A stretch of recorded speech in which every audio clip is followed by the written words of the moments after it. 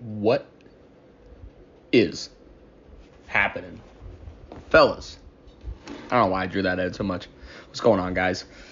Welcome back to another episode of Friday Night Fight Talk. I am your glorious, amazing, wonderful, the one, the only, the notorious, not Conor McGregor, Jay. How you doing? So this weekend we got another round of the Verdict Karma tournament, and we got the UFC Fight Night Hernandez Pereira. We also got the PFL event going on this weekend. The Clash of the Giants, the big super fight one in Abu Dhabi. Francis Ngannou's finally fighting in MMA again.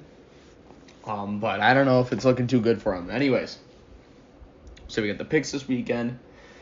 And last week, I'll be completely honest, I barely got to watch the fight night because I was at a Leafs game. But that's besides the point. I still moved on in the tournament. I'm somehow a semifinalist. I guess I'm just on my hot streak because I normally don't do that good with my picks on Verdict. And I was even surprised I switched my Grant Dawson pick over to a submission, and he got the knockout. Like, goddamn. But yeah, I'm up against Sugar Sean, so I wish him the best. May the best man win. If he moves on to the finals, I'm rooting for him. I'm really hoping I'm moving on here. You know, really not a strategic plan giving away your picks here.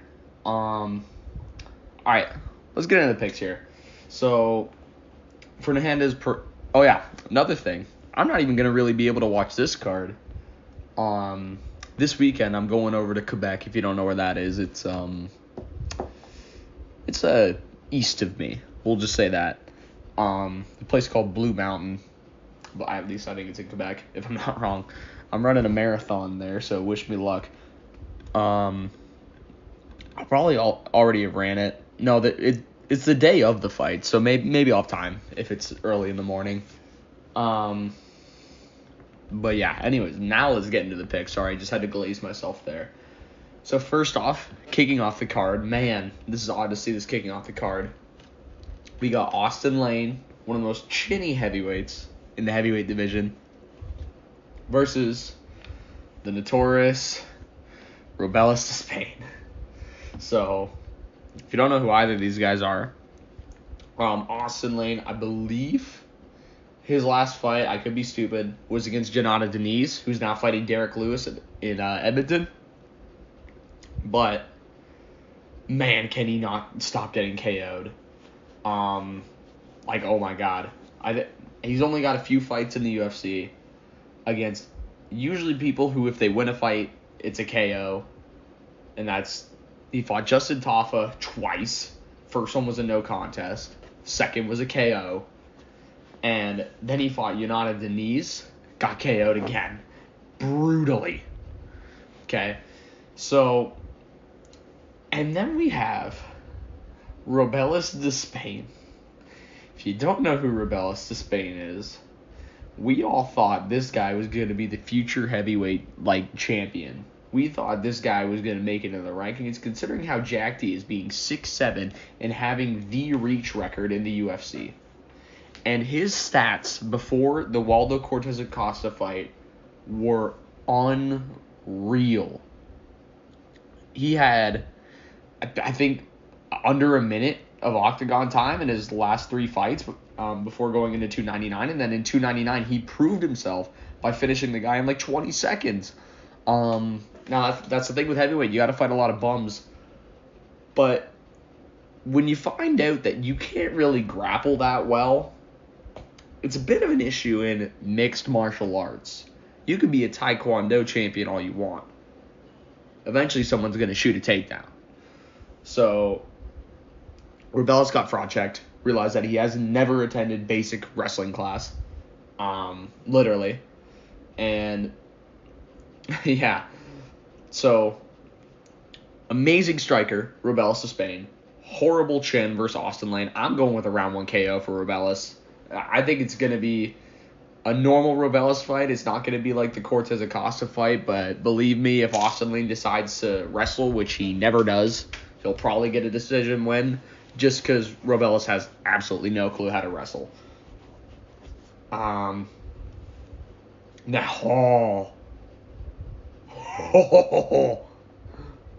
no way.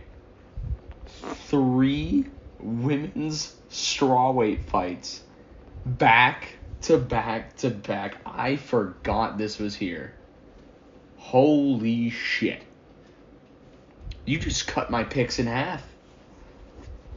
Oh my god. Alright. So let's look at this here. We got Melissa Martinez versus Alice Artie-Leanne. Looking at them, one of them has a very long, elongated neck. So I'm going to say she wins by reach advantage, by decision. I actually think I watched her fight one time. I think she was on 30. Oh yeah, it was 304. I don't know why I was going to say the Saudi card. Oh, by the way, this week's food is pizza. I guess I really do have a habit of eating dinner before or while recording the podcast. Alright, so we're going with Alice Artie-Leanne by decision. That's damn good pizza. Next up, we got Jessica Penn. I don't know what I was gonna say. PN versus Elise Reed. Let's look at the stats here for either of these girls. You know me. I don't really care about unranked women's MMA, especially if it's women's bantamweight. Okay, so Jessica Penn looks like she's potentially Angela Hill's girlfriend. She fought Tabitha Ritchie. Alright, that's her last fight, Tabitha Ritchie. Let's look at Elise Reed here, the betting favorite. Man, both these girls are bums. She fought Lupe Godinez and lost. Alright, that sounds good to me. Alright, eeny, meeny, miny, mo, catch a tiger by the toe. If he calls, let it go. Eeny, meeny, miny, Elise Reed. We're going with Elise Reed by a decision. I don't think this is going to get to a finish. Like most women's fights, goes to a decision. And the final, this is bantamweight. Oh, fuck. Oh, wait, yeah, because it's Jocelyn Edwards. I don't know why. Alright, I don't know why I thought this was strawweight. Let's go with blue hair girl. We'll go with Jocelyn Edwards by decision. She's got the same last name as Leon Edwards, so that's got to mean something. If you don't know, she lost to, fit girl Eileen Perez on 302. She seems to pick up a win every once in a while, but that's how most women's fights go. Actually, Eileen Perez, that is a women's fight I will watch. And Mackenzie Dern. If you know, you know. Alright, I think y'all know who I'm already picking in this one. We got bantamweight, we got Brad Katona versus Jean Matsumoto. Jean Matsumoto. Is it Jean or John? Jean? I'm just thinking French, but I don't know how Brad Katona's the underdog here. You got the tough winner in the house here. 2-time. From the Great White North. We're going with Brad Katona by a good decision here. Seems pretty obvious to me. Considering he's from Canada. And Jean Matsumoto is undefeated. But who's he fought? Fucking, what's his face? He fought Dan Argueta, who was on the last fight night we had. So, yeah. And he lost. So get fucked. Get fucked, Jean Matsumoto. You're losing the Great White North today. By a boring decision, probably. I'm not going to lie. If you saw, what card was it? Was it St. Louis? No, it was Louisville. It was Louisville. It was the Jared Cannonier one. Cannonier versus Imavov. That was a very boring fight. I'm not going to lie, but he won. So yeah, and future tough winner. Or not future tough winner. He'll do it again. He'll win tough again. 3 times. Next up, I don't know how this is headlining the prelims, but we got Mateusz Nicolau versus Asu Almabayev. So that is 2 ranked flyweights, and I get Asu Almabayev was just put into the rankings because who was it got out of the rankings? Cody Durden. Because Cody Durden got put in the rankings, and Cody Durden lost to Bruno Silva, flyweight Bruno Silva. I would imagine he wouldn't fight middleweight Bruno Silva. So yeah, we got Mateusz Nicolau versus Asu Almabayev. Now, Asu Almabayev has looked really good. He's only got 2 losses. He's even beat Jose Johnson, I think. I don't think he beat Charles Johnson. I believe he beat Jose Johnson. Jose Johnson, yeah, if I'm not wrong, Jose Johnson is the 6'1", the 6-foot flyweight. I forget if it's Charles Johnson, who's also on this card, another Johnson flyweight, or if they're just fucking both 6 foot. But I'm pretty sure it's Jose Johnson. Yeah, it's Jose Johnson. But he's a bit of a bum, so I'll give him that. But Mateusz Nicolau, he lost to Alex Perez, who's a little washed lately. But granted, like, it was brutal KO, and Alex Perez came in on short notice. Not to mention he got KO'd by Nicolau. Nicolau KO'd himself. He punched himself in the fucking face. He got KO'd by Royval. And I mean that's not a terrible loss. I mean, it was a brutal KO. But Royval's #1 contender now. He literally took Tyra's O last week. By the way, I was fucking right. But he's getting wins against, like, low-ranked flyweights, which is where we're looking here. Like, he's beat Manel Cap, all that. But I'm gonna say Asu Almabayev probably takes this one by a decision. He's on a very good win streak. And he's gonna be really heavy on the grappling, I think. So I think he's probably gonna grapple in a pretty good decision. I think he'll be relatively safe. Actually, looking back at it, this is probably why this is on the prelims. Like, if Jailton Almeida was on a fight night and not fighting, like, fucking Derek Lewis, he would be on the prelims. Give him Jailton Almeida versus Alexander Romanov. Fight night prelims. Early prelims. Pay-per-view prelims. 302. He just makes it boring. I know he's got crazy finish power, but I think it's mostly boring for the most part. It's a slow, creeping death. And it's not that bad. It's not horrible. But it's not great either. Now, we'll say there are a lot worse heavyweights. Like, there are some heavyweights that are way worse that I'd much rather watch. Not much rather watch. Much rather watch Jailton Almeida over. Anyways, word vomit today. Alright, opening up the main card. Oh, forgot about that tattoo. We got Darren Elkins versus Daniel Pineda. Daniel Pineda is coming off a loss off of 304 to Nathaniel Wood. So Daniel Pineda, very well rounded. Most of his fights are gonna end in a finish. Probably in the first round. Most of them have come out of the first round. And Darren Elkins, if you don't know, his nickname is The Damage. If you weren't able to tell, I don't know. I have an idea of how you'd be able to tell. Darren Elkins has been around for a bit. Looks like he has too, if you've seen the new pictures.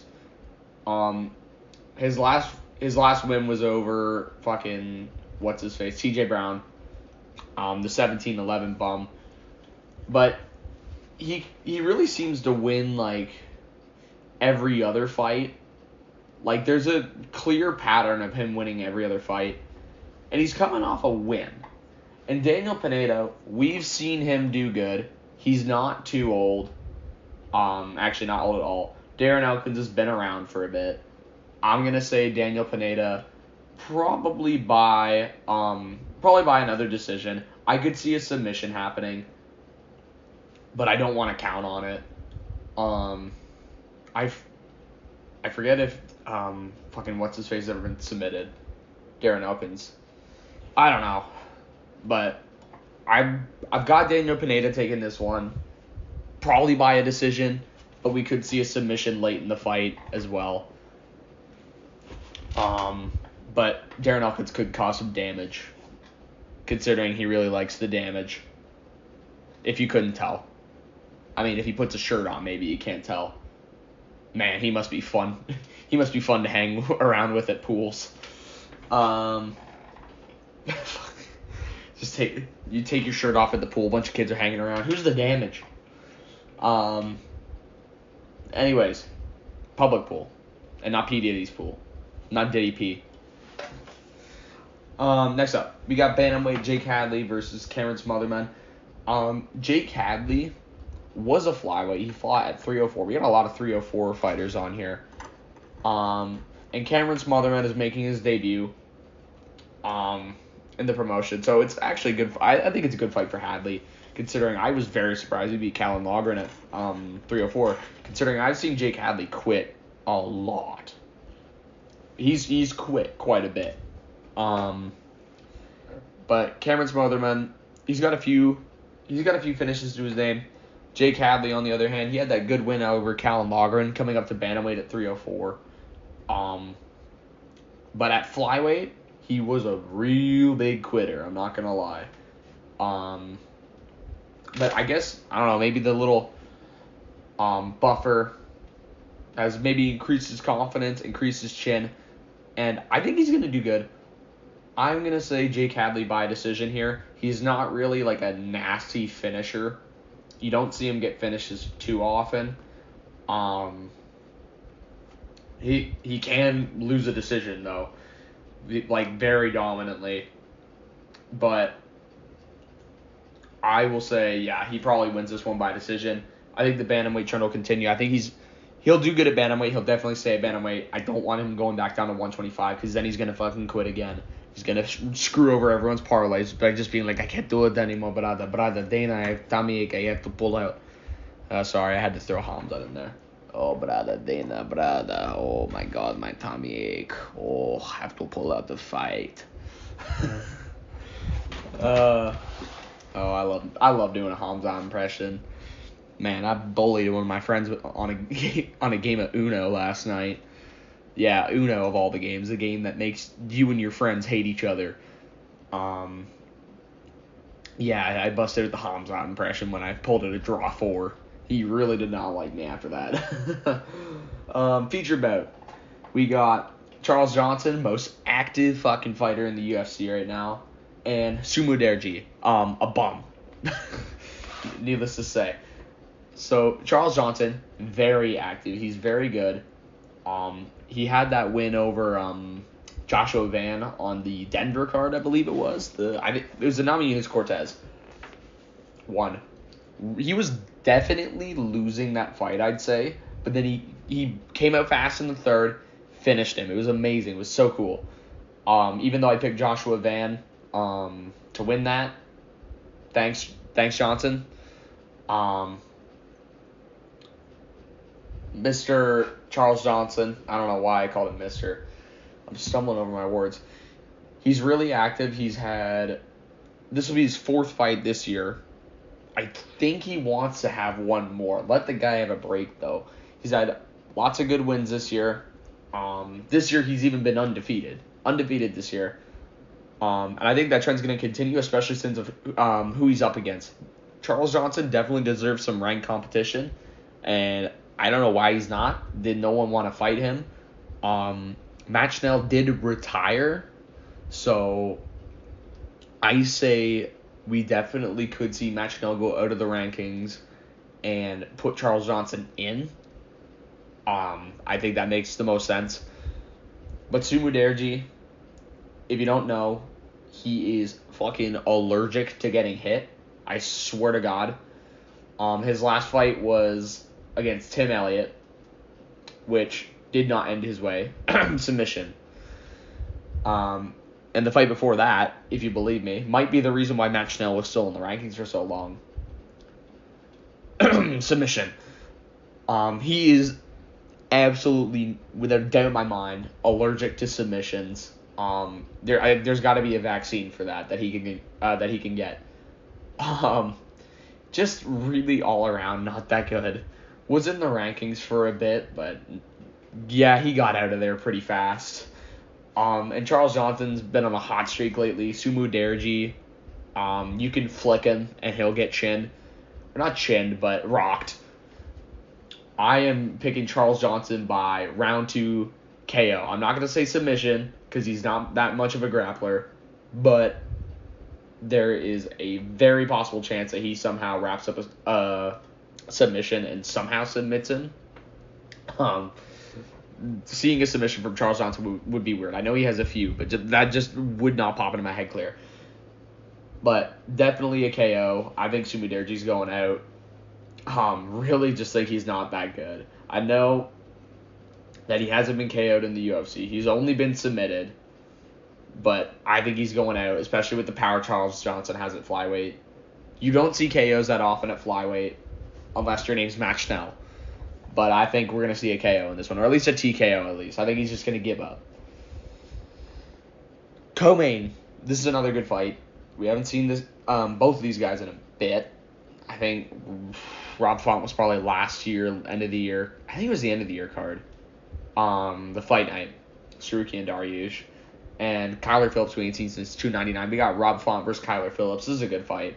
But Rob Font, he's the only fighter in the rankings at bantamweight that I would say is all right. I don't think he's that good. He's really old now, or at least looks like it. I forget how old he exactly is. I think he's getting up there. He's got to be 37, something like that. And Kyler Phillips is young. He's up on the rise. He's the reason why Pedro Munoz isn't in the rankings. That's why he's fighting Zahabi, or also known as Ariel Helwani. But he's all right. He's a really good gatekeeper. But he had, he's the one who let Figgy into the bantamweight rankings.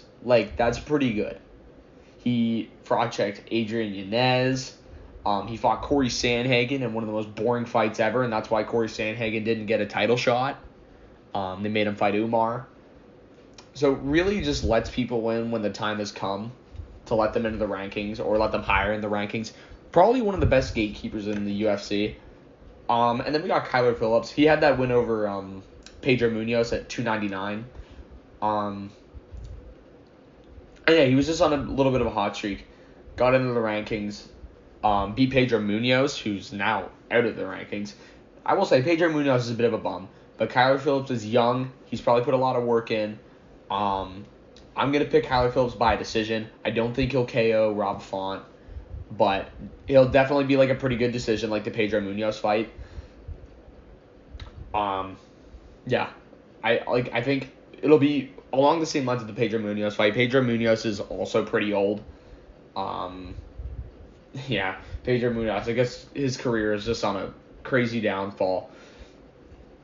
Or not crazy downfall, but him and Rob Font are kind of similar, if you want to look at it that way. So this fight and the Pedro Munoz fight are going to be pretty similar, I think. I think Kyler Phillips will get a relatively good decision here. And now we got the main event. So this is... I'm really looking forward to this, and it pissed me off when this was supposed to be on the Sphere card and got moved to the Apex. Why? Just why? So you could have Ronaldo Rodriguez versus Ode Osborne on the card, on the main card? Really? Come on. This would... Tell me seeing Michel Pereira do fucking backflips in the Sphere would not have been badass. Anyways, we got Anthony Hernandez versus Michel Pereira. This fight was originally Michel Pereira versus Anthony Hernandez, but a random shuffle bumped Hernandez up for a good reason. Michel Pereira hasn't actually beaten anyone in the middleweight rankings. He's just been on a really, really good streak. He fought at 299. He fought Mikhailo Lajczyk. He even beat Andre Petrosky, who looks really good, but he's just fucking boring. And he also beat Ihor Potiera in, like, that was fucking awesome. Doing backflips and shit, submitting him in, like, 2 seconds. Or it was, like, under a minute. But, yeah, and then we got Anthony Hernandez. Anthony Hernandez is, like, one of my most underrated fighters at middleweight. I think he's amazing. He's an amazing grappler. I wouldn't say fraud checked Roman Kopylov. It's not like it was a fraud check, but it definitely exposed how good Hernandez is, and that Kopylov needs a little more time to get into the rankings. A lot of people picking Kopylov to win that. Hernandez showed everyone why he's still in the rankings. I believe he's on, a 5-fight win streak, I think? Is it 5 or is it 6? I don't know. I don't think he's lost since the legendary Kevin Holland run of 2020. But Anthony Hernandez went on a hot streak. Michel Pereira has been on a hot streak. This is going to be a super good fight. This is going to be a close fight. This is going to be a really hard fight to predict. Because if you look at it, Michel Pereira is on an 8-fight win streak. And he's been finishing every single fight. Or not every single fight. I know he had... Oh, wait, no. Yeah, he's been finishing. He had his last fight at... I think it was at 170. With... Ponzinibbio. And his last loss was, like, years ago to... Oh, man. Who was it? It was a disqualification, too, wasn't it? Yeah, it was to Diego Sanchez, and he got disqualified. So... Oh, man, this is hard to predict. I'm going to say this. I know how the fight is going to go based upon the first round. If it gets past the first round, Anthony Hernandez is going to win a decision. If Michel Pereira KOs him in the first round, that's it. Like, I'm saying Michel Pereira, I'll say round 1 TKO or a submission. The thing is that he has to stun them first before he gets a submission because Anthony Hernandez isn't one to get submitted. He's a really good grappler, and he definitely isn't one to get submitted just by doing like standard submissions. You got to do some Michel Pereira shit to get that submission off, like backflips, fucking Showtime kicks, fucking GSP Superman punches, goofy shit like that Michel Pereira will do. So I'm gonna say Michel Pereira by round 1 TKO. This could cost me. This really could cost me. This could cost me my semifinalist in the verdict tournament. But Anthony Hernandez, if this gets out of the first round, Anthony Hernandez will win a decision, I think. I don't think Michel Pereira will decision him. It's really close, though. It's a really hard fight to predict. So that's my picks. We got, of course, normal Q&A this week. And as off this week, I actually don't see Mr. I can't pronounce his name, Angelo, this week. So we only got 3 pieces. So we got, is it just me or does the PFL Ngannou vs. Pereira main card look better than the UFC Hernandez Pereira main card? No shit. We have some really good unranked prospects on the main card. But look at the PFL card. Like we got fucking, first of all, Francis Ngannou to begin with. That's unreal, seeing Francis fight again. Alright, that's crazy. Then, we got Chris Cyborg versus Larissa Pacheco? Pacheco? I don't know. Just Chris Cyborg's in there. When's the last time you saw a Cyborg fight? Like, it's been a bit. At least for me. I mean, last time that I cared about. Then we got a Bellator fight. Johnny Eblen versus Fabian Edwards. Brother of Leon Edwards. Not to mention he's fighting Johnny Eblen, who's really good. Should come to the UFC.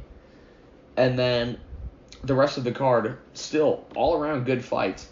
Not to mention, I do really like PFL stats, like the live stat shit, and they use verdict scores. So that's cool. And I'll say this now.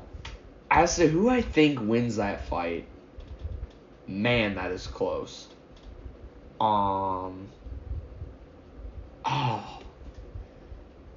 Francis is getting so old, and Pereira's looking like a killer.